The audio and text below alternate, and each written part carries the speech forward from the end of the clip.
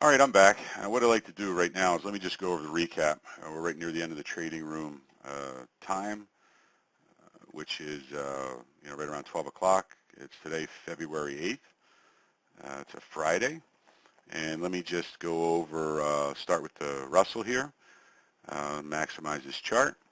We did have a system trade setup right here, but I filtered it out because of multiple day highs.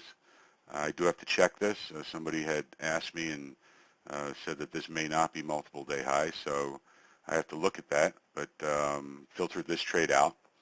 And it went on to be a winner. It is a system trade, but I'm not going to report it as such because I filtered it out.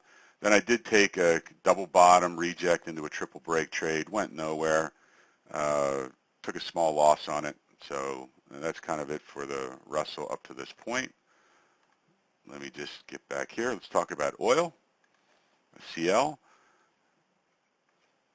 Today we had one nice trade into a triple break. It's my favorite setup. A double top, higher lows into it, trade entry, a little bit of pullback. Nice, actually got 19, but a 20-tick trade, so 2-to-1 risk right on the border there. And now we have reverse divergence into here. We won't trade south. So that was really the trade for today. Nice trail out up here.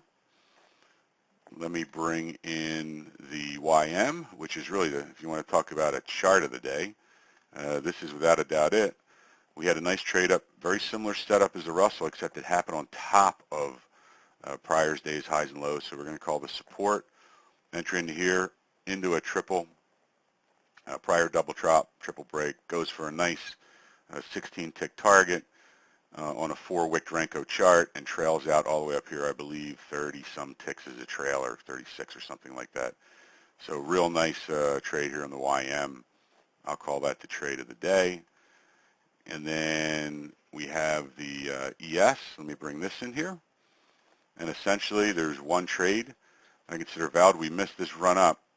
Really no way to get into it, but there was a pullback coming near support. Prior day's highs got in. It did go 8 ticks. Okay, you had 2 ticks in trade risk.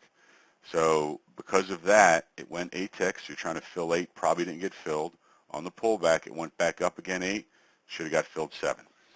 So, well over a 2-to-1 in trade risk. Should have gotten 7 ticks out of that. That's how I would have managed it, especially because of the divergence.